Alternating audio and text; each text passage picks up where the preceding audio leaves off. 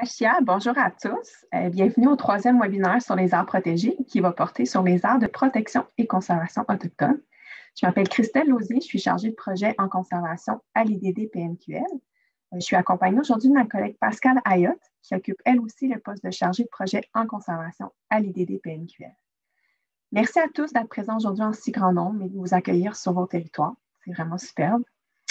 Je vous rappelle que le webinaire d'aujourd'hui s'inscrit dans le cadre du projet Conservation et protection de la nature qui vise à favoriser l'implication des Premières Nations pour la conservation de la biodiversité et des milieux naturels. Le webinaire qu'on vous présente est organisé en collaboration avec la SNAP Québec et la Fondation David Suzuki. Je vais laisser d'ailleurs la parole à nos collaboratrices, Mélissa Molène-Dupuis de la Fondation David Suzuki et Véronique Bussière de la SNAP Québec pour qu'elles puissent se présenter également. Oui, moi, c'est Mélissa Molène-Dupuis. Je suis Innu de Equantit. J'habite présentement à Montréal. Excusez-moi. Je suis responsable de la campagne boréale à la Fondation David Suzuki depuis maintenant 2 ans. Beaucoup de mobilisation auprès du public, beaucoup aussi en lien avec, je dirais, la décolonisation du processus de protection de l'environnement, puis aussi l'aspect de la réconciliation au sein même de l'organisme, puis autour de nos participants. Donc, vous pouvez imaginer que mon filet est très large, mais un des aspects qui est très important pour moi, c'est justement les aires protégées autochtones, puisque c'est quand même un sujet qui est énormément discuté dernièrement, mais aussi énormément ignoré. Et c'est normal, puisque c'est quand même quelque chose, un processus qui est en création lui-même. Ça se détermine de plus en plus lié au fait que justement, il y a un travail de réconciliation qui se fait et il y a un travail aussi, je dirais, de découverte entre le provincial et les communautés autochtones. Et bien sûr, au Québec, on a une réalité francophone qui est différente. Donc, j'espère pouvoir couvrir grosso modo, beaucoup des aspects des aires protégées autochtones. Vous comprendrez qu'on a un temps limité et que c'est un sujet qui est quand même très excitant et très d'avenir. D'ailleurs, j'espère pouvoir faire, comme on dit, mon point de cours et vous convaincre là-dessus, puisque c'est une nouvelle manière d'approcher les aires protégées. Alors, je vais passer la parole à ma collègue de la SNAP Québec, Véronique. Oui, bonjour. Oui, Wachia. Merci, Mélissa. Je m'appelle Véronique Bussière. Je suis responsable de la conservation bioculturelle à la SNAP Québec. Je travaille moi aussi dans le domaine de la conservation autochtone, des aires protégées autochtones depuis pas mal longtemps, à peu près une vingtaine d'années. Pour ceux qui étaient là dans les 2 dernières semaines, c'est moi qui avais fait les séminaires là, sur les aires protégées plus conventionnelles et sur les aires marines protégées. J'ai très hâte, en fait, d'écouter tout ce que Mélissa a à dire aujourd'hui parce que moi aussi, c'est un sujet qui me tient à cœur depuis très longtemps. Puis je trouve qu'on est dans un moment où il y a vraiment une super belle fenêtre d'opportunité qui s'ouvre là, à des nouvelles approches complètement très, très, très intéressantes là, au niveau de la conservation autochtone. Donc, puis pour ceux, je vais juste faire une petite présentation de la SNAP Québec, là, pour ceux qui ne connaîtraient pas, quoique je pense que vous étiez pas mal tout ça dans les dernières semaines, mais la SNAP, on est un organisme, en fait, pan-canadien, on a des chapitres dans à peu près toutes les provinces et territoires au Canada. Moi, je travaille pour la section du Québec. Et puis, notre mission, c'est la protection du territoire des espèces en péril. Puis, notre approche, c'est vraiment de travailler en partenariat avec divers acteurs. On travaille étroitement avec plusieurs organisations autochtones ici au Québec. On travaille aussi en partenariat avec le gouvernement. On travaille dans le sud du Québec à divers endroits avec des partenaires non autochtones aussi. Mais donc, notre rôle, c'est surtout de venir en appui à des groupes qui voudraient mettre en place des aires protégées. Donc, voilà. Donc, Mélissa, je te recède la parole. Christelle, je pense. Juste avant, c'est ça, oui, je vais vous présenter un peu l'ordre du jour, là, le déroulement du webinaire aujourd'hui. Donc, le webinaire va être divisé en 2 blocs et pour chacun des blocs, il va y avoir 3 thèmes abordés. Après le premier bloc, on va avoir une pause de 10 minutes. Dans le premier bloc, on va aborder les thèmes de la participation de la collectivité, la gouvernance autochtone, la planification de l'utilisation et la gestion des terres. On va avoir la pause. Ensuite, dans le deuxième bloc, Mélissa va nous parler de la gestion des perturbations d'ordre industriel, la mise en place d'une économie saine en vue de l'établissement des moyens de subsistance durable et finalement les défis qui peuvent lier à l'exploitation. À noter que le format du webinaire aujourd'hui va être un peu différent des deux premiers. Il n'y aura pas de PowerPoint comme support visuel. Au lieu, il va y avoir des présentations de vidéos pour laisser la parole aux communautés. Si tout est bien, sur ça, je céderai la parole à Mélissa pour commencer. Merci. Bon, ben, merci beaucoup pour la présentation. Puis, c'est pour ça que j'étais quand même un peu nerveuse aujourd'hui, puisque Véronique, qui a fait les 2 dernières présentations, a fait des présentations extrêmement bien arrondies avec justement un PowerPoint. Et je dis, moi, je veux faire une approche peut-être plus proche de ce qui est, comment on pourrait dire, l'oralité des Premières Nations. Mais par exemple, on a des supports visuels puis justement des rapports qui sont complets que je vais vous inviter à lire si ça vous intéresse vraiment. À la fin, on va vous donner les liens puisqu'on a les 2 rapports, le ICE Report ou le rapport du Cercle des experts, qui est un des rapports beaucoup plus condensés sur les aires protégées, et aussi le rapport de la Fondation, qui est un outil de travail pour travailler avec le rapport ICE. Donc, ces 2 outils de travail-là peuvent permettre d'introduire pour beaucoup de gens le concept des aires protégées. Et même encore, ça ne répondra pas à toutes vos questions, comme je vous ai dit au début. Je ne veux surtout pas, comment je peux dire, je ne veux surtout pas mettre un carcan légal sur un concept qui se développe et qui est très fluide, justement, au sein des communautés et qui est très diversifié, justement. Alors, pour commencer, justement, je vais dire justement plusieurs fois dans la journée, je m'excuse, on va parler en premier de la participation de la collectivité par rapport aux aires protégées. C'est très important de le mettre de l'avant puisque au sein d'une aire protégée autochtone, ou ce qu'on appelait aussi les parcs tribaux, tribal parks en anglais, la communauté au sein de laquelle l'idée de l'aire protégée se développe va nécessiter la participation de la communauté beaucoup plus activement que, par exemple, si on le demande au sein de la communauté allochtone pour des aires protégées traditionnelles. Et pourquoi? Puisque les aires protégées, habituellement, sont portées par des parcs, par un système qui est déjà en place. Là, on va demander à des collectivités d'amener de l'avant les projets qui vont être supportés. Et ce qui est super important à se rappeler, c'est que comme nous sommes des groupes autochtones sur des réserves ou pas, selon les territoires, selon les provinces, selon aussi nos réalités légales, eh bien, nous sommes porteurs collectivement de droits ancestraux. Et ces droits ancestraux-là sont portés en collectivité, contrairement à ce qu'on, par le passé, on favorisait, c'était beaucoup de vouloir développer l'idéologie de la propriété individuelle. Et ça, c'est très difficile quand on va rentrer en connexion avec les gouvernements, par exemple, ou même avec la collectivité allochtone, puisque l'idée de porter un droit ancestral, et pas un droit de propriété, mais vraiment un droit de gestion ancestral en groupe, eh bien, c'est un concept qui est tout à fait nouveau. Et on l'a vu peut-être, par exemple, par le passé cette année avec tout l'enjeu autour des Wet'suwet'en, par exemple, là où on faisait même juste ressortir l'idée qu'il y avait 2 formes de gouvernance, des fois, au sein d'une même communauté, c'est-à-dire la gouvernance traditionnelle et les gouvernances qui venaient des chefs de bande et des conseils de bande. Donc, la collectivité va être extrêmement importante à amener de l'avant et pas seulement parce que ça va devenir des ressources pour la mobilisation sur le territoire d'une aire protégée, mais aussi parce qu'ils sont porteurs des histoires, porteurs des savoirs, transmetteurs, et ça va être les groupes qu'on va mobiliser le plus autour des aires protégées. Et cette collectivité-là, elle va être porteur aussi de la mission, qui va être de protéger le territoire. Et ça va venir aussi avec l'idéologie qu'on n'a pas tous la même idée de ce que c'est la protection du territoire. Et cette idéologie-là, elle est portée par les savoirs ancestraux. Et ces savoirs ancestraux-là, ce sont des savoirs collectifs qui nécessitent justement l'apport de chaque individu dans la collectivité. Donc, votre communauté devient un peu votre porteur de projet. Bien sûr, au sein de la gestion du projet, il va falloir des individus. Puis j'utilise souvent l'exemple d'Equantit à Mingan parce que justement, c'est celui dans lequel je suis le plus plongée. Mais on a, par exemple, dans ce projet-là, 2 filles qui sont extrêmement impliquées, Shanice et Wapukun.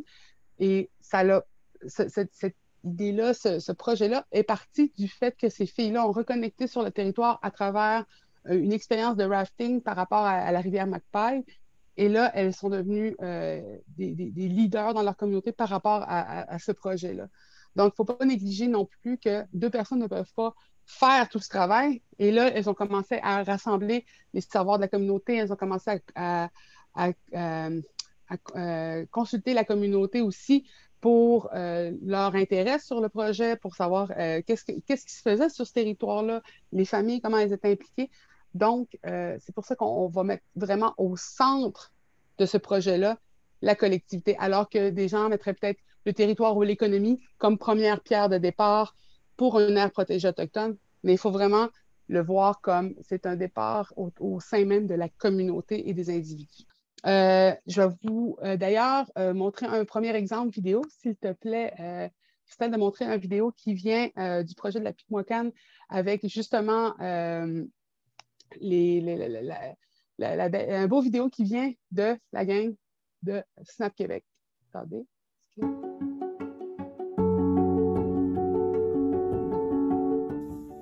Kui, ayuni le dagadun Eric Canapé, de nous din Pessamit, de Winnebegot des Eudus Timidnondish, nous amat. Avant de vous dire que tu es là, nous amat Widiat, mais il le dit Wilouat, nous de Rodo de Nanarandozat, Niana Nanwichat, Nanhodabana. Avant de mener que tu es mal de mat Messina.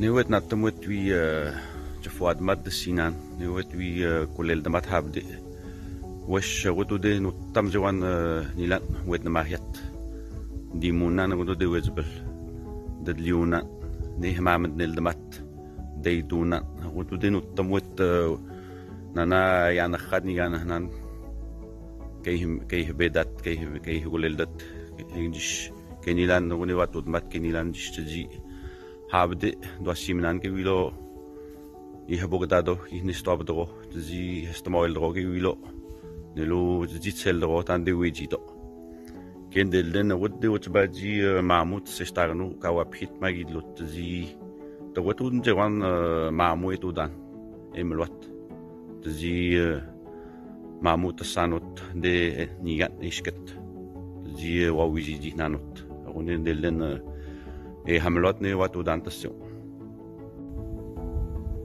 miamni pimone wa widansa ronin delden pego tassion zi tu dagansa kawapit magilu mamut sit zit sedo abu bunant mi na wot kawapit magilu zi wa wiji di hedo watu dojo walu hegnin dishne pimorn wat fwa dansa mak tok de tat zit fwa daglat أقولن دلنا مست ملونا ونت السنوات ودا مامو كيت زي هاوز مان شوز مو زي وخشتوارن زي نانغاويشتوان نلو سيلو وات فوادار توات فوادار تيلانو يدلوت تاكو تتشوت مويل مانو كيست مويل داكو نلو كيف بيدات جوالو دي كي هو ويجاد يدلو وخت زي بغاسون كسنو جوالو يميلب كي تقولوزي هابدت تادني تكتزي هابدون كل الدمخني إهليوخ معمن الدمخ تسل دمخ زي ميلاندو وسط هابدي أو نود دلنا مستعبدت نتسون واتودان زي مامو وخيشتارن زي مامو تاخ كوابيت ماجيلو تنخمتنا. Pourquoi est-ce que j'ai montré cette vidéo-là? Je trouve que c'est extrêmement important de se rendre compte que la parole et la transmission orale dans la communauté est primordiale même pour pouvoir réussir un projet d'aire protégée autochtone parce que on est très confiant par rapport à nos aînés, on est très confiant par rapport à ceux qui travaillent sur le terrain. Et souvent, les textes par écrit, les textes de loi, tout ça, sont vus comme des choses auxquelles on doit se méfier, puisqu'on nous a, comme on dit par le passé des entourloupettes par l'écrit. Donc, en écoutant ce que nos aînés disent, en écoutant leurs paroles, on peut créer par nous-mêmes la définition vraiment traditionnelle de ce qu'est un aire protégée autochtone. Et pourquoi je vous dis ça, et pourquoi je parle de ça pendant la participation dans la collectivité, c'est que par le passé, justement, le terme aire protégée, les parcs, tout ça avait une connotation extrêmement négative, extrêmement péjorative aussi par rapport à nos droits, à notre participation sur le territoire. Il ne faut pas oublier que beaucoup de communautés par le passé ont expérimenté avec les gardiens de parc, les gardiens de chasse, des moments justement de discrimination où même on s'est fait empêcher d'aller pêcher, chasser, cueillir des œufs sur les îles, par exemple. Et cela a eu un impact sur la relation avec les aires protégées comme étant quelque chose qui n'était pas vu pour protéger le territoire, mais vu pour empêcher les communautés d'aller accéder au territoire et de faire leurs pratiques traditionnelles. Et là, maintenant, on le sait parce que depuis 1982, il y a la Constitution qui reconnaît à l'article 35 de la Constitution le droit aux pratiques ancestrales des communautés autochtones. Il y a aussi des arrêts de la Cour suprême qui sont venus confirmer ces droits-là, venus les détailler de plus en plus, mais ce ne sont pas encore des droits qui sont reconnus sous une loi ou sous un texte très défini. Ce sont des droits qui sont contenus selon chaque nation, selon chaque pratique traditionnelle, selon le territoire. Donc, elles changent et elles varient selon la communauté à laquelle on parle. Et les aires protégées par le passé, c'était vraiment un texte monolithique qui était posé sur des territoires et empêchait la pratique traditionnelle. Donc, beaucoup de l'oralité qui vient des communautés est une oralité sur mettre en doute la pratique d'aires protégées et de les voir comme des choses qui sont nocives, qui nous empêchent justement d'accéder au territoire, donc qui vont elles-mêmes aller à l'encontre de la pratique de conservation, puisque l'Innu ou le Cri, qui est habitué d'aller voir le territoire, de voir comment le territoire se déroule dans le temps, eh bien, ne peut plus même accéder à cette lecture du territoire traditionnel et de savoir si tel animal est en santé, si tel animal a sa présence ou si telle plante, comment les forêts changent aussi selon les décennies. Donc, cette participation de la collectivité-là, je la mets beaucoup de l'avant, je veux le souligner, est extrêmement importante. Parce que quand on en parle, même si les projets sortent de la communauté, sortent du conseil de bande, sortent de jeunes qui sont extrêmement mobilisés, le doute par rapport aux aires protégées est extrêmement grand et la blessure est très, très, très, très, très vive encore aujourd'hui. Bien sûr, on a des pratiques nouvelles qui s'installent. J'ai pu le voir avec certains des échanges qui existent entre Parc Canada, par exemple, et la communauté des Coinchit, où est-ce que maintenant, il y a un échange de services, où est-ce que les membres de la communauté sont amenés sur les îles traditionnelles et peuvent faire les pratiques de façon beaucoup plus sécuritaire et sans se faire menacer d'arrestation ou d'amende ou quoi que ce soit. Et en échange, ils participent aussi à la préservation en faisant des présentations culturelles sur les îles pour les touristes allochtones qui viennent visiter. Donc, il y a vraiment une transformation très lente à venir pour certains parce que justement, il y a encore beaucoup de communautés qui ne veulent pas intégrer ou inviter justement des organismes non autochtones ou des organismes gouvernementaux à venir dans leur communauté pour parler d'aires protégées, puisqu'ils disent on le fait déjà de toute façon. Cependant, en le gardant uniquement au niveau communautaire, on étire nos ressources, on n'a pas accès à certains des financements qui pourraient être accordés aux communautés. Et ça encore, plus tard, ça va être expliqué pourquoi, parce qu'il y a encore des doutes par rapport à quoi que ce soit qui est du financement qui viendrait du fédéral ou du provincial pour un projet sur une communauté. Et c'est pour ça que la participation de la collectivité, je vous le dis, elle est extrêmement importante et primordiale. Et parce que ça peut être les personnes qui, excusez-moi l'anglicisme, mais make it or break it pour votre projet et qui va motiver ou démotiver la communauté. Et M. Canapé le dit, c'est vraiment dans la perspective d'un futur pour nos communautés. Alors, je voudrais passer au second vidéo, Christelle, s'il te plaît.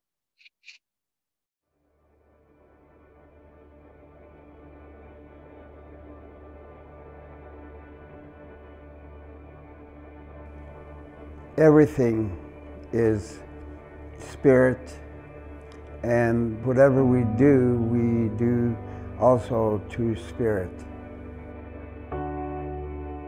This land does not belong to us, it belongs to the Creator, and it belongs to the species. We are not a higher being than they are. Creation was all equal. I'm not better than the buffalo or the rock. We're equal. So that equality happened through creation. So when I look at protection and conservation, then I'm starting to look at it from that perspective of being a part of the environment. Our long-term vision is for Canada to become a leader in the global community in regards to Euro-Indigenous collaboration around a really innovative leading-edge model of biodiversity conservation.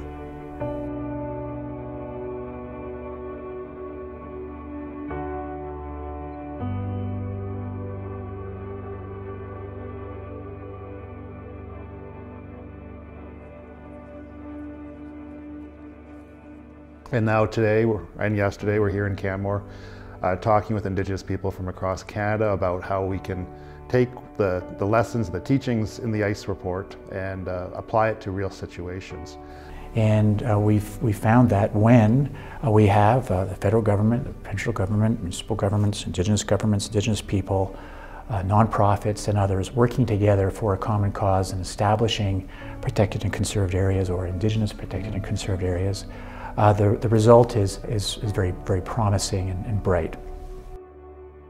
So the October IPCA gathering is by Indigenous peoples and for Indigenous peoples. It's a unique period in Canadian history where First Nations, Inuit and Métis roles and responsibilities in conservation is finally being recognized. And so the gathering itself is being facilitated in ethical space. The gathering opens with the smudging and the opening prayer, recognizing the Treaty 7 Nakota territory that we're on. The sessions are designed and facilitated by Indigenous peoples and in partnership with our folks at CWS and the province of Alberta and others to ensure that, that we honor ethical space throughout. But we really have to get everybody moving on this and have the respect that is cross-cultural, and that probably will take a little bit of time, but we need to encourage that.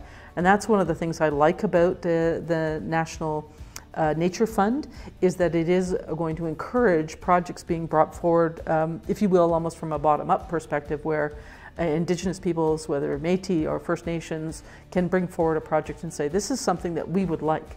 It allows them to make a declaration and seek a response from the other side or the other government and create that cross-cultural learning and showcase it and build broader coalitions of support. We've got to continue to walk the talk of ethical space, so we've been developing this solutions bundle, which is a marriage between a Western science toolkit and Indigenous knowledge systems medicine bundle.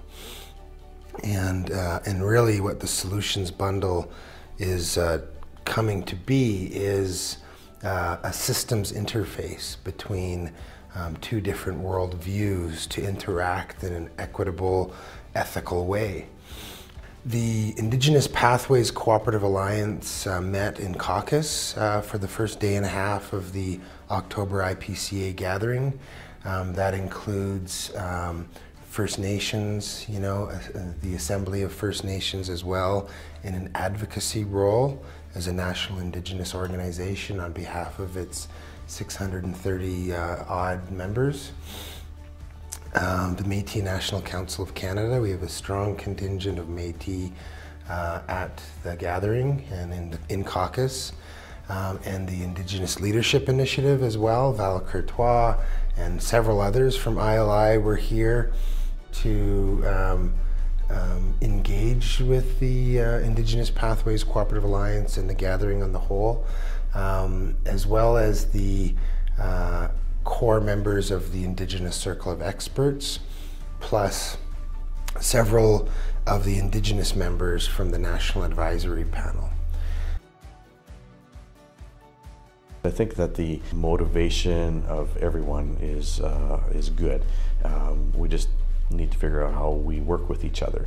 And the federal government or other jurisdictions working with First Nations, working with Inuit, working with the Métis Nation, we all have our own processes. We all have our own governance structures. We all have our own cultures and ideas and languages, and the way we use the land is just a little bit different. We're not the same from the coast of British Columbia to the Atlantic Ocean, we're to the Arctic Ocean. We all have our own ways of doing things, so I think that is respected. I feel that. I have talked a lot about capacity, and that's something that we need in order to generate those ideas to make sure that our backyards are looked after. When we talk Indigenous protected areas, I mean, I envision our own people running beautiful places within our regions, teaching our culture to others, to respect and to work together, and share our traditional foods like we always do, and to share our Indigenous knowledge so that they can survive into the future along with us as well. One of our teachings is water is life, and so I've been encouraging people here at the gathering to go out and see the headwaters, to know where the water comes from. There's a large connection here that we don't normally see. We're cut off by boundaries and other restrictions, so we don't really see the whole picture. And one of the reasons why we wanted to have the meeting here in Canmore was so that people would have some appreciation of that. Not only the Bow River, but the North Sask, the Athabasca, Fraser River, Mackenzie, like this is it. This is where water flows to the rest of the continent. This is how important this area is. And IPCA, what distinguishes it from the other protected areas and conserved areas is the Indigenous inclusion and leadership. So they're important for many different reasons. The first that I can think of is for resurgence of Indigenous governance, Indigenous cultures and languages, and access to that land.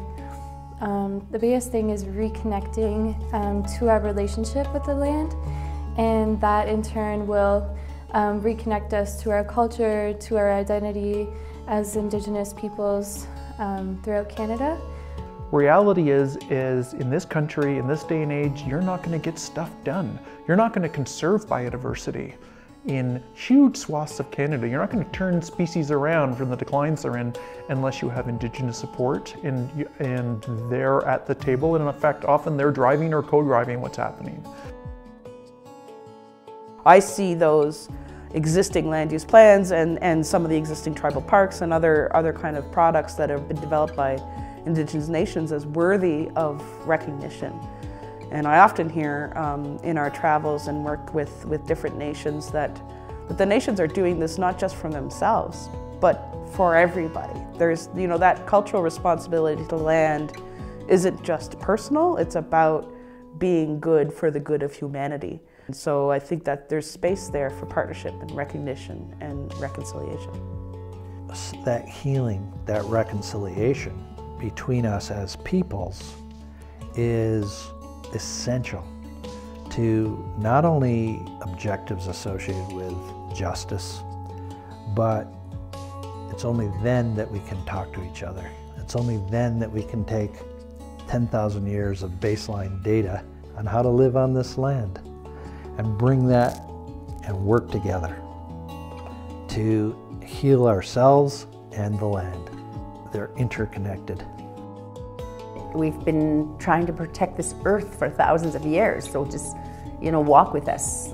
Let's walk together, we can do this.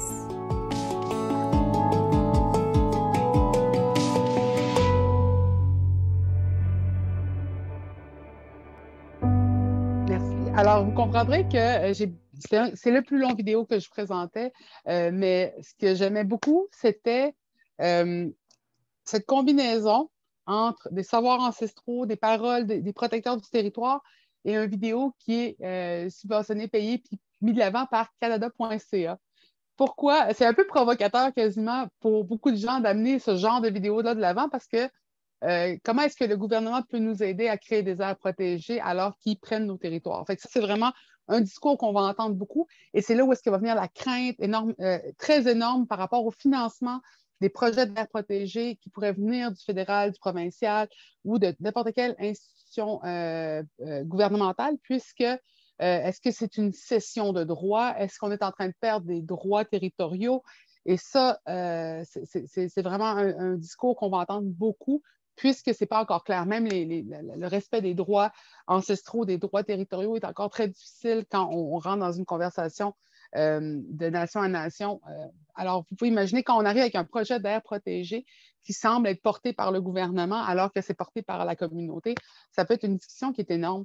Et c'est là où est-ce que les discussions de gouvernance au sein des communautés sont extrêmement importantes. On a pu le voir avec, par exemple, justement, les Wet'suwet'en, où est-ce qu'on a commencé à comprendre au Canada, dans l'entièreté du Canada, des chefs ancestraux, des chefs de bande, c'est qui décide, sur quel aspect ils décident, mais c'était beaucoup plus compliqué que ça. Et cette fluidité, justement, entre le partage de gouvernance doit être discutée dans les nations, puisque pour les Wet'suwet'en, c'était un aspect où est-ce qu'ils avaient leur chef traditionnel et leur chef de bande, mais pour d'autres communautés où est-ce que les chefs traditionnels sont aussi des chefs de bande, ou où est-ce qu'il n'y a plus de chefs traditionnels, pour ainsi dire, mais où est-ce qu'on a aussi des territoires, des camps familiaux.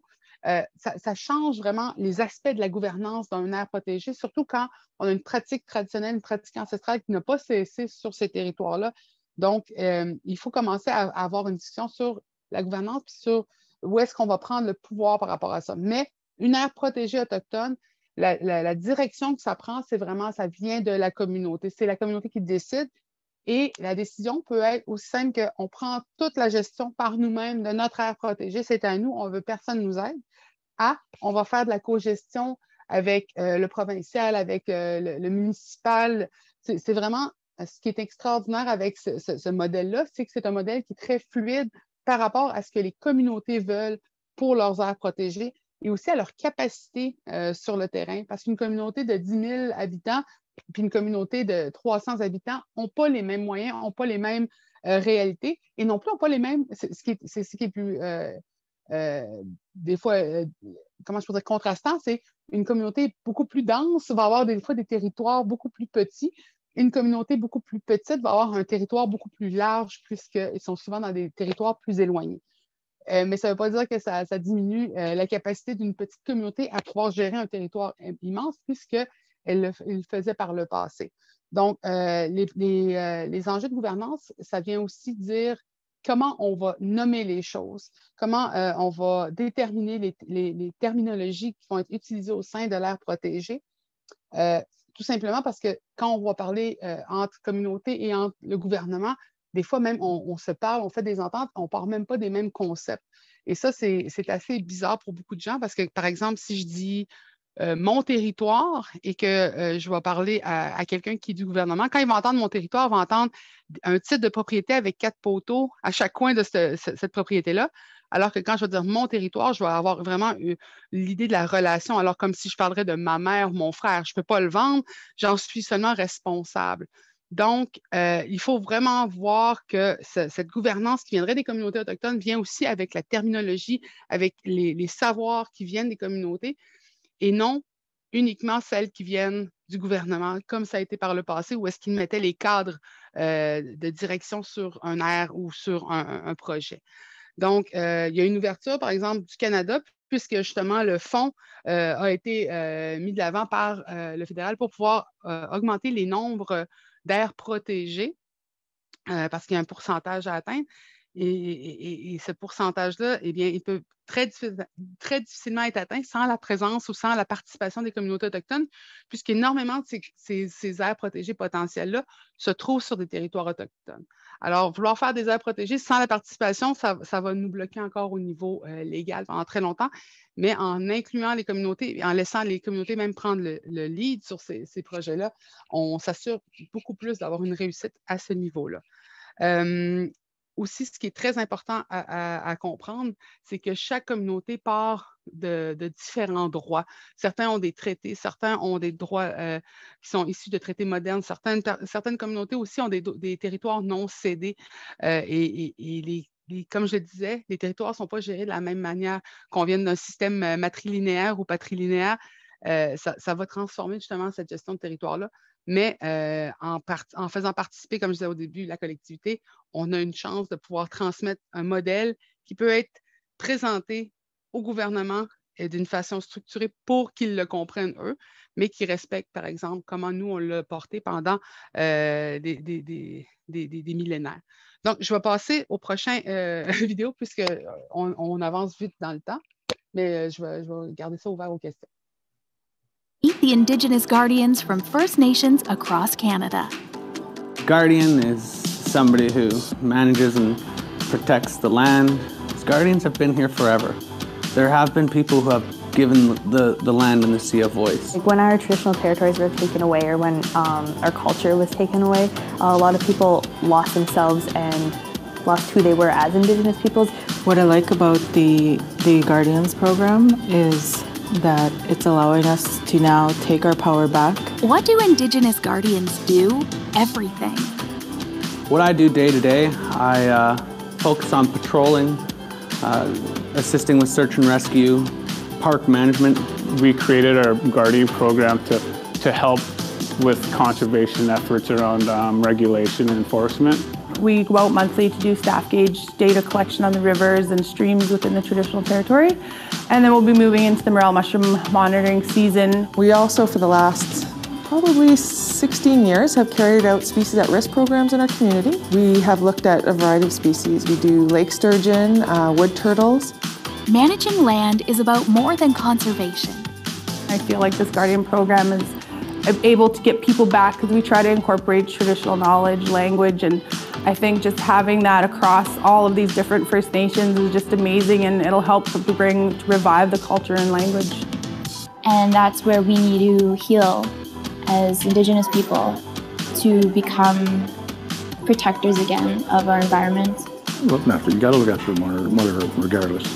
More than 60 Guardians programs are coming together to form a national network. This Indigenous Guardians Network has potential to be a leadership body to set an example for other people to follow. In order to make change across Canada and potentially across the world, everybody has to come together. We have the knowledge that can really help create a better future for everyone. It's just more powerful when you work together. Want more Guardians protecting the land? Sign up at landneedsguardians.ca. Alors, quand je parlais de gouvernance autochtone et de pouvoir traduire le savoir ancestral d'une façon qui est compréhensible pour le gouvernement pour pouvoir mettre de l'avant des projets, je pense que le projet des gardiens représente un volet justement qui peut être créé pour les aires protégées. On passe une formation auprès des membres de communauté pour pouvoir devenir des gardiens du territoire et ça fait un peu bizarre puisqu'on se considère déjà comme des gardiens du territoire. Alors, pourquoi est-ce que cette certification-là permettrait de devenir plus gardien qu'est-ce qu'on l'est déjà? Eh bien, c'est juste que par le passé, habituellement, être sur le territoire, ça impliquait aussi qu'on allait à la chasse, qu'on allait faire les pratiques territoriales traditionnelles. Mais là, je donne l'exemple du caribou présentement qui voit sa population en déclin et qui fait qu'on n'accède plus autant au territoire puisque le caribou, on le laisse tranquille pour l'instant. Mais comment est-ce qu'on transforme ce rôle de gardien traditionnel pour pouvoir permettre aux gardiens de continuer la transmission auprès des membres plus jeunes de la communauté entre les aînés et justement les adultes? Eh bien, en créant des programmes comme celui-ci, eh bien, ça permet de pouvoir aller chercher du financement, aller chercher même des donations. Beaucoup de gens ont présenté de l'intérêt par rapport aux donations pour pouvoir aider les jeunes des communautés autochtones qui sont déconnectés par les changements climatiques, par exemple, et de pouvoir accéder et recevoir la transmission traditionnelle. Donc, ce sont des formes de projets qui peuvent être créés et qui peuvent être transmis. Ça, c'est un modèle qui est très beau parce qu'il peut être adapté à chaque réalité communautaire. Donc, en amenant ça de l'avant, c'est sûr que tu as l'impression que tu es en train de structurer une pratique traditionnelle, mais je pense que c'est surtout aussi, ça nous permet de rendre ça partageable et aussi de pouvoir voir les pratiques, comme on dit, les best practices, les meilleures pratiques qui viennent des autres communautés. Donc, on planifie la gestion et l'utilisation du territoire, mais souvent dans des nouvelles réalités. Alors, comment on s'adapte quand le caribou n'est plus disponible? Comment on s'adapte quand on doit laisser, par exemple, le homard se reposer? C'est souvent une transformation du rôle traditionnel par des réalités contemporaines, qu'on n'a souvent pas été ceux qui ont provoqué justement ce changement, mais on en est les premières personnes à subir les contre-coups justement de cette transformation du territoire-là. Je donne cet exemple-là puisque, par exemple, présentement, au Parc de la Vérandrie, on voit qu'il y a beaucoup de membres des conseils traditionnels qui bloquaient l'accès à la chasse sportive pour l'orignal, pour laisser l'animal se reposer. Et il y a quand même une opposition quand même très claire des chasseurs. Il y a une opposition par rapport à la Cour qui envoie des arrêts pour dire non, vous ne pouvez pas empêcher les chasseurs d'aller chasser puisqu'ils ont leur permis, alors que, par exemple, les membres de la communauté savent que tel animal est en danger, il faut le laisser se reposer. Alors que quand on devient gardien du territoire, quand on reçoit je dirais, c'est même quasiment un peu dire une certification, mais c'est pas ça. C'est vraiment de dire qu'on reconnaît le travail des gens de la communauté sur leur territoire. Eh bien, ça permet quand même de pouvoir dire à un gouvernement, regardez, nos gardiens ici avec qui vous travaillez vous disent que non, il ne faut pas aller sur le territoire. Eh bien, ça permet cette gestion-là. Et beaucoup dans les aires de restauration, qui sont des aires tampons qui peuvent exister aussi autour des aires protégées, ça permet de pouvoir donner un repos pour protéger encore plus largement les aires protégées qui peuvent être planifiées. Donc, ces projets-là sont très originaux, peuvent venir de la communauté et des fois ne peuvent demander quasiment aucun frais puisqu'elles s'imbriquent dans des pratiques traditionnelles qui continuent encore aujourd'hui. Et ça a eu un impact énorme sur la confiance en soi, la transmission, la reconnexion avec les aînés. Donc, même au sein des communautés, on a vu des effets positifs par rapport au projet de gardien ou à d'autres projets, justement, comme par exemple les Rangers, d'aller sur le territoire et de connecter les jeunes. On va même connecter les écoles primaires, secondaires avec ces projets-là. Alors, ça implique beaucoup de membres de la communauté. Mais c'est certain que pour pouvoir avoir une structure, pour pouvoir permettre du financement, pour faciliter l'accès au territoire, des fois, il faut le programmer d'une certaine manière. Je sais que la pause est un peu arrivée. Je vais revenir après la pause pour pouvoir vous dire un peu plus ce qu'il en est par rapport à la gestion des perturbations d'ordre industriel, la mise en place d'une économie saine, puis les défis liés au plan d'exploitation. Mais vous comprendrez qu'il y a encore plus à dire que ce que j'essaie de vous dire présentement. Mais c'est vraiment de pouvoir le vivre d'un point de vue humain et d'un point de vue des communautés qui essaient de faire survivre quelque chose qui est intime et qui est collectif par rapport à des programmes qui, des fois, peuvent sembler très déconnectés et froids pour nous. Donc, c'est pour ça que cette discussion-là, elle doit nécessairement avoir lieu et est très compliquée encore aujourd'hui. Alors, allez prendre un bon café. On va donner une petite pause et on va revenir tout de suite après. Alors, on continue? Juste pas faire... Oui, on est bonne pour continuer. Trop vite. Parfait. Alors, merci beaucoup pour votre patience. Je rigolais aussi parce que j'ai dit qu'il y a tellement plus de choses à dire que ce que j'ai pu dire dans les dernières... j'ai l'impression des dernières 5 minutes là, depuis qu'on a commencé. Mais je trouvais ça beaucoup plus important des fois d'avoir la parole qui vient des communautés, d'avoir les visages qui travaillent sur le terrain. Parce que ça, c'est aussi, ça fait partie de la planification et de l'utilisation des territoires. Pour finir mon dernier point tantôt, c'est aussi de s'inspirer des modèles qui existent un peu partout. Mais bien sûr, il ne faut juste pas oublier que nos modèles vont vraiment être personnalisés à nos réalités. Mais l'échange avec les autres communautés m'a vraiment permis de comprendre à quel point c'était important. Puis là, je vais utiliser comme dernier exemple la nation sur Vancouver Island. Je suis allée les Tliquayat. Je suis allée visiter justement leur aire protégée et avec Eli Hens, qui est justement un de nos sommités sur les aires protégées autochtones.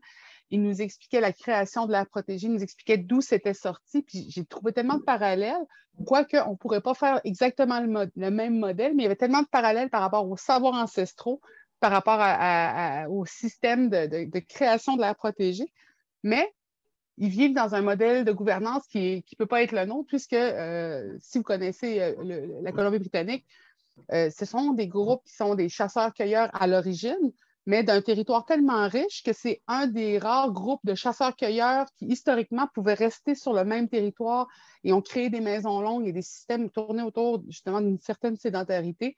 Alors que si on regarde les modèles qui vont plus au Québec, sur la basse Côte-Nord ou dans le Nord, bien là, on parle de chasseurs-cueilleurs qui étaient en mobilité constante, qui ne pouvaient pas créer de sites permanents, mais qui avaient des sites permanents de visite, de lieux.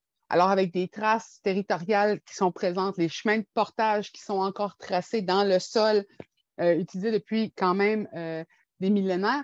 Donc, je voyais des parallèles et un des outils qu'ils ont utilisé pour pouvoir clamer justement le droit de gouvernance sur leur territoire, c'est un canot, un dugout canoe. C'est un canot qui est creusé à même un des grands arbres qu'ils ont, qui avait été trouvé sur un site.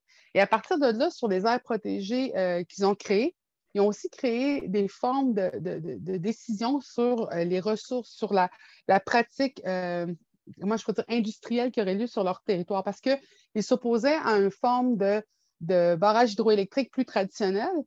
Et en ayant ce canot présent, ils ont pu commencer à clamer les droits ancestraux. Et il y a maintenant des barrages hydroélectriques, mais ce sont des barrages qui sont modelés sur un autre type de barrage hydroélectrique. Et c'est des types qui se basent sur les courants des rivières, donc avec le moins de perturbations possible. Et c'est là qu'on vient parler de perturbations industrielles parce que certains des aires protégées autochtones qui sont en planification, qui sont mis de l'avant, vont se frapper à un mur qui est souvent l'industrie. Et on parle de l'industrie par rapport au Québec, la coupe forestière, on va parler d'hydroélectricité, on va parler des minières, et c'est quand même une ressource extrêmement importante par rapport à l'économie provinciale. Donc, c'est très difficile d'aller comment je veux dire, travailler contre des gros joueurs de l'économie au Québec quand on veut protéger certains aires. Et on a pu le voir dans les enjeux par rapport à la protection du caribou de Val-d'Or, par exemple. La fameuse phrase « c'est pas vrai qu'on va arrêter de couper du bois pour un caribou ». Donc, ça dit un peu comment des fois on va se retrouver face à des gros joueurs avec des très gros bras. Mais il ne faut pas oublier que les bras autochtones, c'est-à-dire les droits ancestraux, sont aussi très puissants et sont possédés, par exemple, par une entité communautaire. Donc, les participations d'ordre industriel, ça peut être vu vraiment comme un empêcheur de créer des aires protégées en rond. Et là, je pense beaucoup à la Magpie, justement, qui est semi-harnachée par un barrage hydroélectrique, mais qui est en phase de vouloir devenir un aire protégée qui va avoir une certaine cogestion avec les communautés aux environs. Et pourquoi c'est important d'en parler? C'est qu'on va souvent dire oui, vous allez pouvoir faire tel projet, mais toujours à condition que l'industrie puisse avoir son passage. Ou on va donner des permis sur 25-30 ans pour faire de l'exploitation sur un territoire. Et on sait quel impact ça peut avoir. Eh bien, certaines communautés par le passé ont utilisé justement ce modèle-là de permis, mais pour les aires protégées, on fait des permis encore plus à court terme. Donc, de dire, vous pouvez faire des pratiques industrielles d'un certain niveau, d'un certain type, mais avec le moins d'impact possible sur un court terme. Donc, ça change un petit peu l'idéologie du habitat aeternam de certaines industries sur les territoires. Et ça, ça fait des communautés autochtones qui sont sur les sites qu'on veut protéger quand même des voies très importantes pour la protection, pour la conservation de certains territoires, puisque, comme on voit souvent le Nord comme un grand frigidaire, qu'on ouvre la porte, qu'on va chercher les ressources et qu'on ferme la porte, on oublie souvent qu'il y a du monde qui habite dans ce frigidaire-là et qui nécessite que, justement, comme les forêts boréales, par exemple, restent le moins perturbées possible pour permettre, justement, à sa biodiversité de vivre un certain équilibre. Et on va beaucoup réfléchir le territoire en fonction de carrés, d'hectares ou de ressources physiques, alors que nous, on va penser beaucoup en fonction de ressources générationnelles.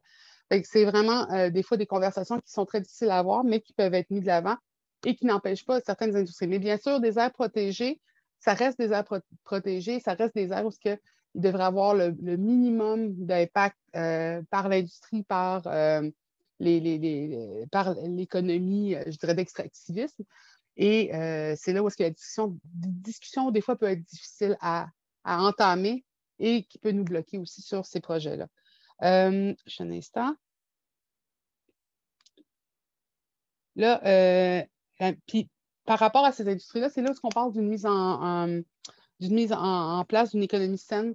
Et une économie saine, qu'est-ce que ça veut dire? Est-ce qu'on va beaucoup promouvoir l'écotourisme? On va promouvoir peut-être même des fois la cueillette de champignons, la cueillette d'herbes médicinales. Et là, même là aussi, ça devient problématique parce qu'on voit qu'il y a des fois de la surcueillette qui se fait. Donc, je vois présentement qu'il y a des problématiques liées, par exemple, sur la base Côte-Nord, à la cueillette excusez-moi, pas des canneberges, je m'excuse, la chicoutée. Fait que la cueillette de chicoutée qui se fait de façon un petit peu trop abusive ou avec des équipements qui sont inadaptés. On me parlait aussi souvent, tu sais, quand ils vont au bleuet, ils vont avec des très gros râteaux plutôt que de faire la cueillette pièce par pièce comme c'était fait traditionnellement. Donc, des fois, ça peut être aussi une entente sur des pratiques qui sont beaucoup moins intrusives sur le territoire que les grandes industries, mais de pouvoir mettre un contrôle aussi sur la pratique des pratiques de cueillette, de dire aussi comment on s'assure de ne pas surcueillir. Fait que des fois, par le passage des savoirs ancestraux, par la pratique traditionnelle de cueillette, eh bien, on permet justement d'éviter que la ressource s'épuise, parce qu'il ne faut pas oublier que certaines des aires protégées dont on veut parler, ce sont quand même des aires qui se développent sur des très, très, très longues périodes. Donc, on parle de la tourbière, par exemple, ou des forêts de conifères avec des conifères beaucoup plus petits.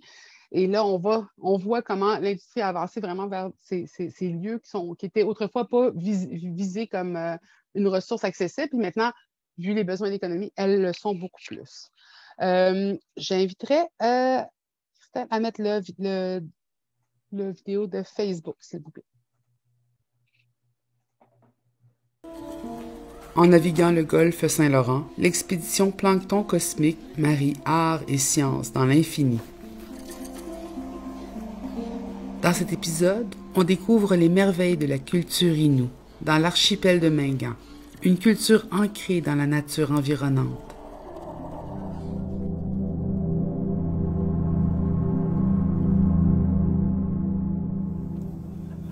Ici, c'est le Wanjuminsto, Kadjegokia, Kadjegokiahis. Ici, c'est Kamagate. Kamagate, ça veut dire dans le sens comme s'il y aurait un grand rocher. Alors, Saint-Pierre, c'est Wepmsco. Puis ici, là, c'est Marti Kanipot. Marti, c'est le cèdre. Il y aura un cèdre ici, dans l'île.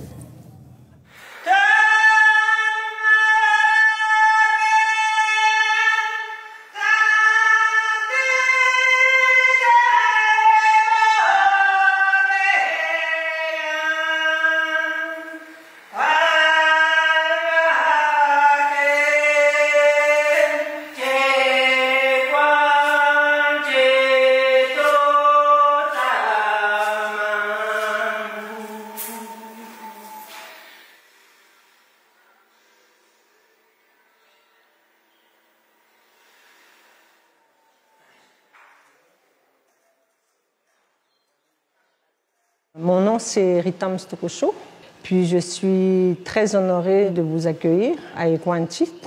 Vous êtes arrivés par la mer. Souvent, les gens qui arrivent par la mer apportent des choses dans leur cœur, dans leur esprit, dans leur âme et dans leur corps. Quand on voyage par la mer, on voit au-delà. On voit au-delà de nous-mêmes. Parce que des fois, c'est l'infini, c'est l'eau. Il y a des choses qu'on ne voit pas, c'est invisible, mais on doit être ouvert quand on voyage sur l'eau à ce qu'on ne voit pas, mais qui existe.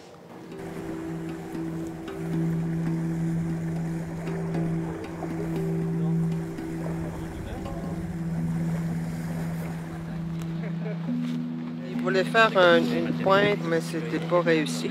Ils ont comme abandonné. Ah oui, ça c'est un clou, non? C'est une belle petite pointe sur éclat. Bon, ma première! Le programme d'archéologie des Coinchit, ça fait partie de ce qu'on appelle l'archéologie communautaire. Donc, l'objectif, c'est de mettre en lien des archéologues professionnels avec la communauté Innu pour initier des recherches sur le territoire de la communauté. Avec cet outil-là, on va gratter le sol pour dégager des objets.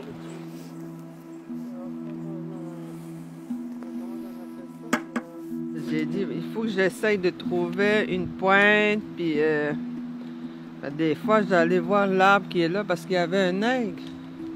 J'allais là, puis je faisais ça. Je veux trouver. Hier, quand j'ai trouvé, j'ai...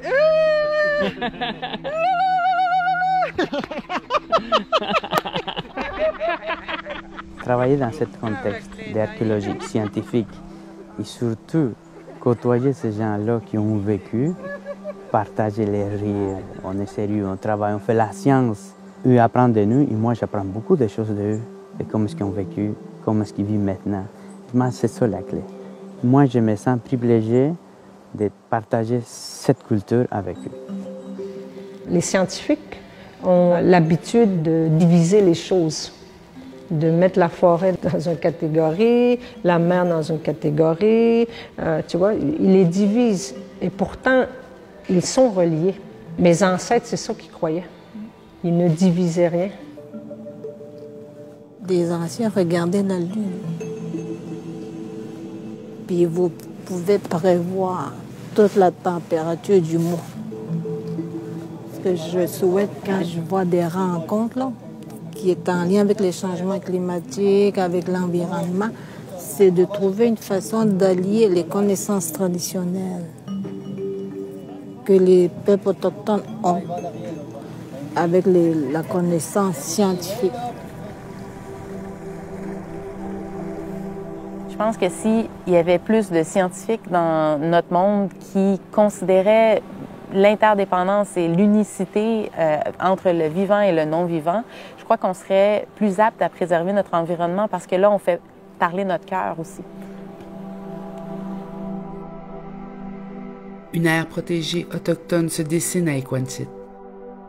La communauté souhaite y sauvegarder la forêt, la rivière et l'archipel à son embouchure, afin que les Inuits puissent continuer à occuper leur territoire et maintenir leurs traditions bien vivantes.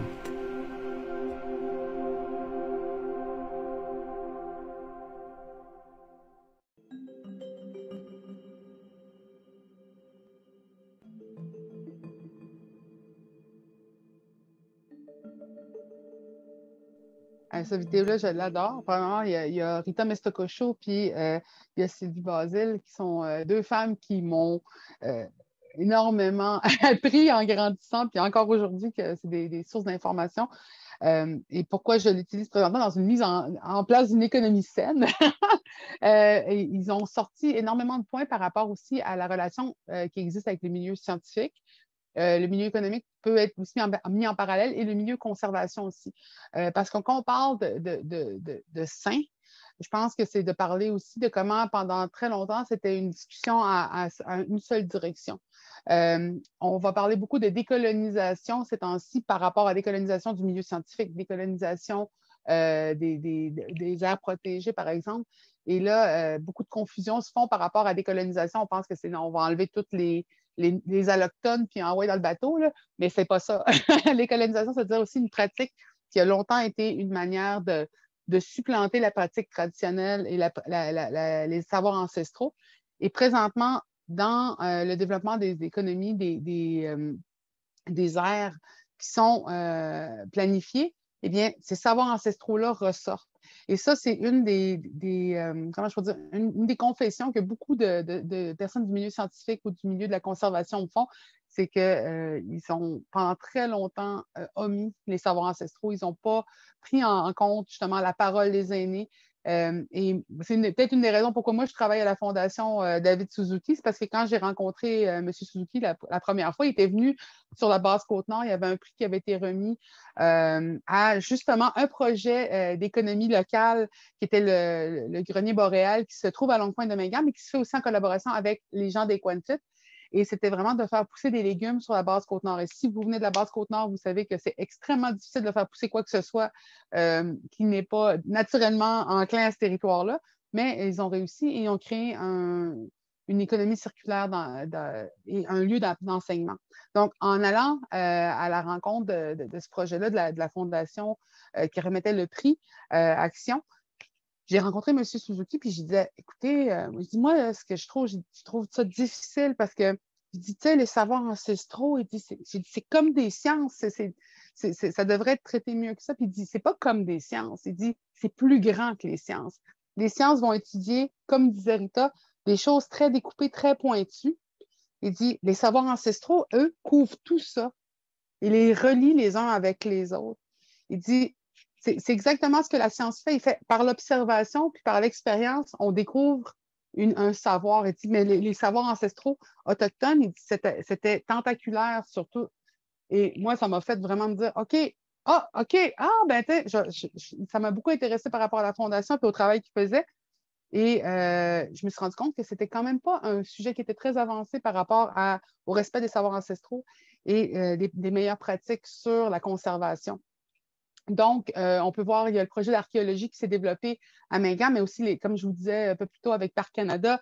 Et cette relation-là a permis de transformer justement ce qui était une relation totalement fermée et négative, puisque beaucoup d'archéologues venaient, ils creusaient et ils repartaient avec les savoirs et les données qui avaient été découverts. Et là, on voit la même chose aussi avec, excusez-moi, les savoirs qui ont découvert la science et avec justement comme les chercheurs qui venaient, avec les aires protégées qui venaient, qui fermaient les lieux. Donc, en faisant cette fluidité-là, on s'est rendu compte qu'on pouvait faire des lieux qui étaient accessibles à la communauté autochtone, à la communauté alloctone, qui pouvaient avoir des pratiques sur son territoire si c'était fait d'une façon concertée puis d'une façon vraiment beaucoup plus tentaculaire que pointue sur un seul endroit.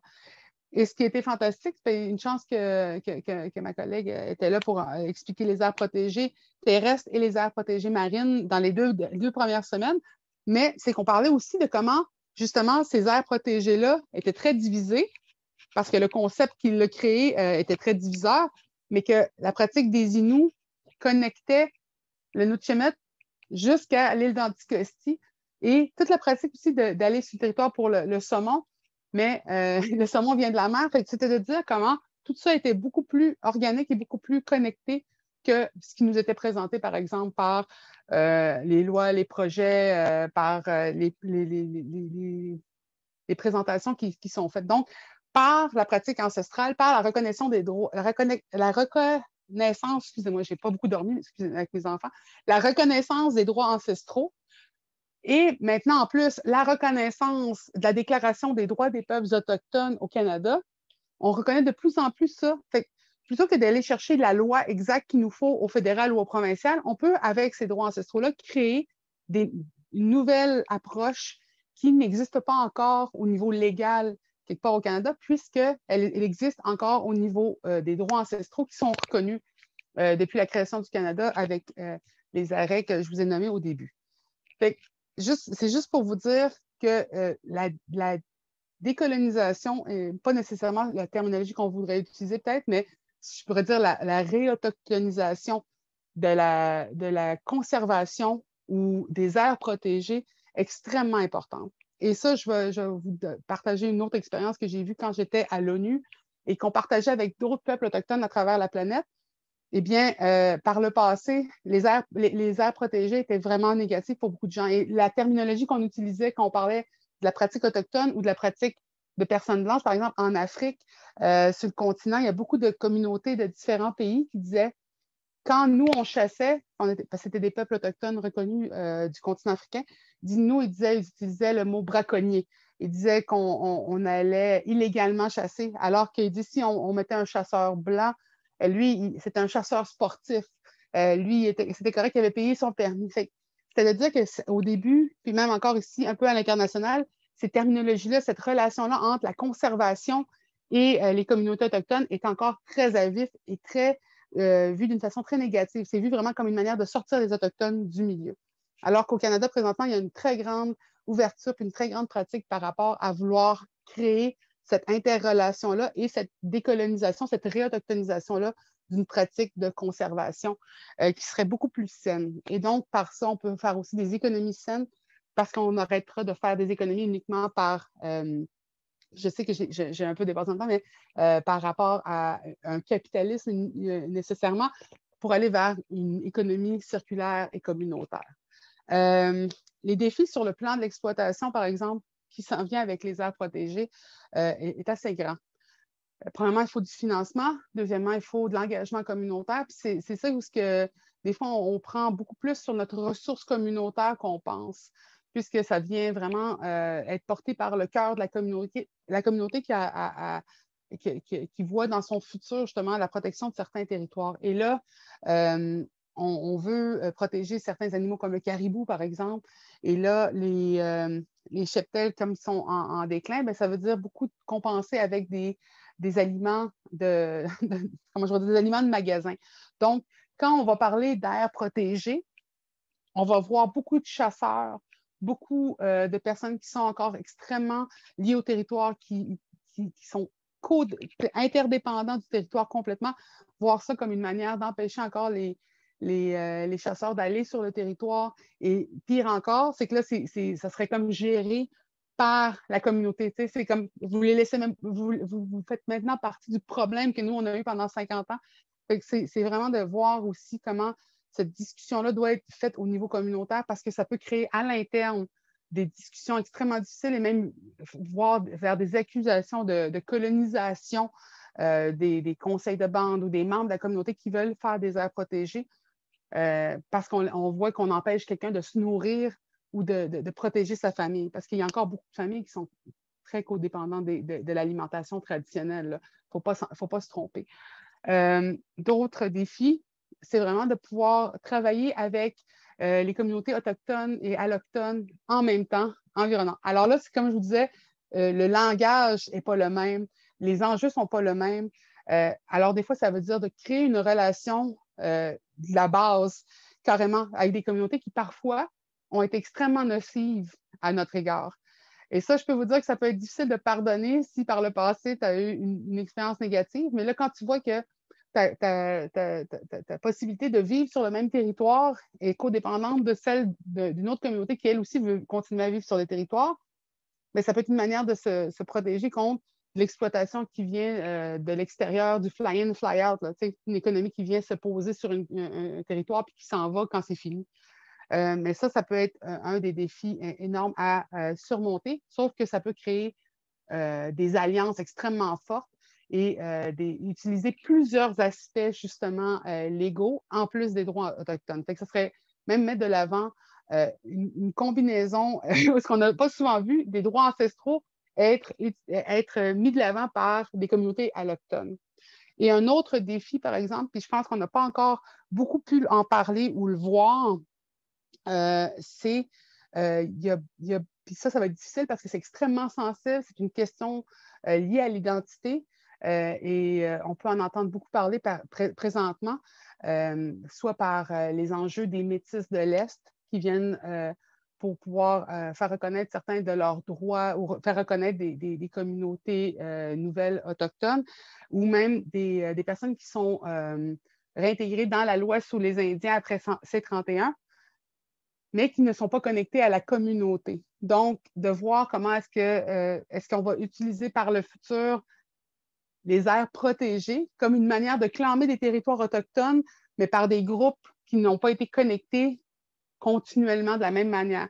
Fait que ça peut devenir aussi des enjeux où est-ce que les gens vont dire qu'ils veulent utiliser ça pour se faire des campements dans le bois ou ils veulent utiliser ça pour pouvoir aller pêcher puis cueillir, puis, excusez-moi le mot, undermine, diminuer l'impact des droits territoriaux portés par les communautés. Donc ça, c'est des défis qui sont beaucoup plus à l'interne, mais à l'externe, il y en a énormément d'autres aussi parce qu'on va avoir une opposition de l'industrie qui est très, très forte. On va avoir une opposition aussi des membres allochtones. Là, je pense, on utilise même encore aujourd'hui le discours de la conservation pour empêcher certains droits pense peut-être à l'extérieur du Québec, mais ce qui se passe présentement en Nouvelle-Écosse, où est-ce qu'on utilise le discours de la conservation du homard pour empêcher les membres de la communauté d'aller pêcher, parce qu'ils pêchent en dehors de la saison allouée à l'industrie de la pêche au homard. Donc, ça continue d'être utilisé un peu comme les Autochtones vont vider la forêt, les Autochtones vont vider la mer. C'est vraiment un discours qui a été utilisé par le passé. Et même pour ce qui est des caribous, c'est comme on les aurait tous chassés et d'autres enjeux liés aussi à... C'est les loups qui ont tous mangé les caribous, alors qu'il y a un discours par rapport à la conservation d'arrêter justement cette exploitation du territoire qui est très difficile à faire comprendre ou à vouloir faire admettre dans certains cas. Où on va voir ces territoires-là comme c'est déjà tout vide, de toute façon, il n'y en a déjà plus de caribous, il n'y en a déjà plus de...